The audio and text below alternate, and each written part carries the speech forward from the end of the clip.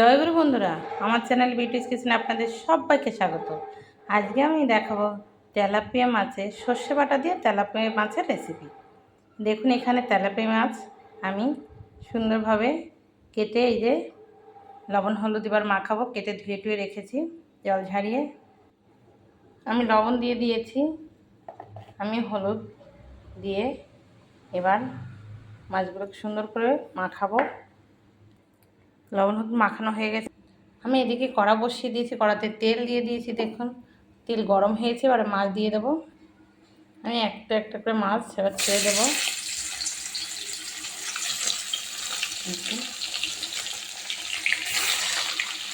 এভাবে ভেজে নেবো আমি মাছগুলো। দেখুন মাছ ভাজা হয়ে গেছে আমার। একটু কড়া করে মাছ ভাজতে হয়েছে, যেহেতু আপনাদের দাদাই একটু কড়া না মাছ ভাজলে ভালো খায় না, তো এইভাবে মাছ ভেজে নিয়েছি। অনেকে একটু হালকাও ভাজতে পারেন এর থেকে।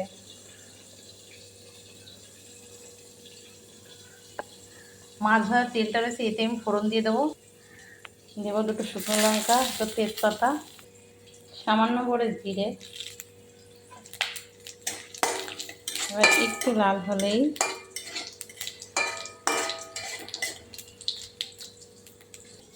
আমি মাছের ঝোলে যে মশলাগুলো, তো মশলা হচ্ছে দেখুন, এখানে লঙ্কা বেটে রেখেছি, জিরে বেটে রেখেছি, আদা বেটেছি, সরিষা বেটেছি।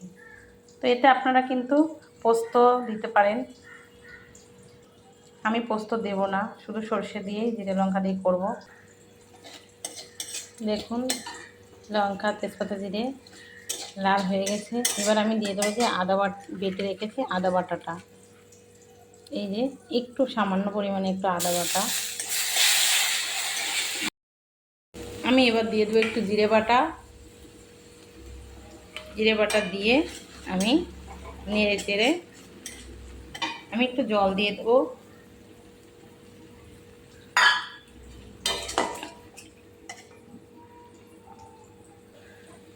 আমি হলুদ দিয়ে দিয়েছি,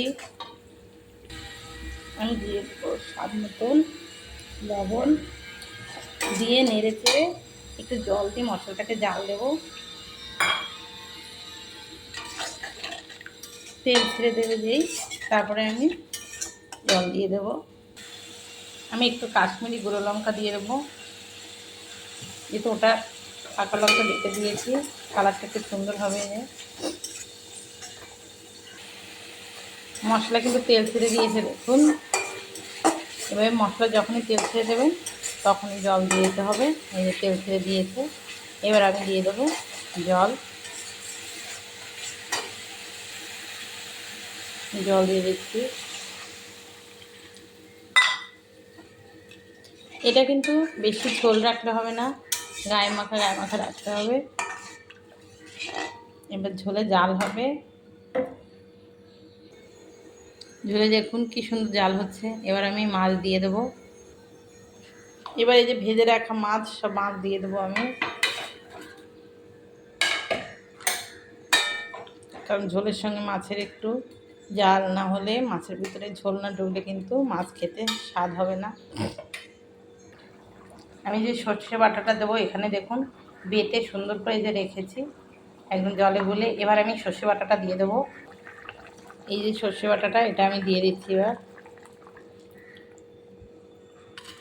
দিয়ে নেড়ে চেড়ে দেখুন, বেশি কিন্তু জোরে নাড়লে কিন্তু মাছ ভেঙে গেলে কিন্তু ভালো লাগবে না। এভাবে নেড়ে চেড়ে একটু সময় রেখে তারপরে আর একটু ফুটবে, নামিয়ে নেব। সর্ষে বাটা দিয়ে দেখুন তেলাপিয়া মাছ হয়ে গেছে, এবার নামিয়ে নেব আমি। দেখুন বন্ধুরা, দেখেছেন একদম উপরে কি সুন্দর তেল ভাসছে। এভাবে কিন্তু তেলাপিয়া মাছ সর্ষে বাটা দিয়ে একবার খেয়ে দেখবেন, খেতে কেমন লাগে কমেন্টে কিন্তু আমাকে জানাবেন।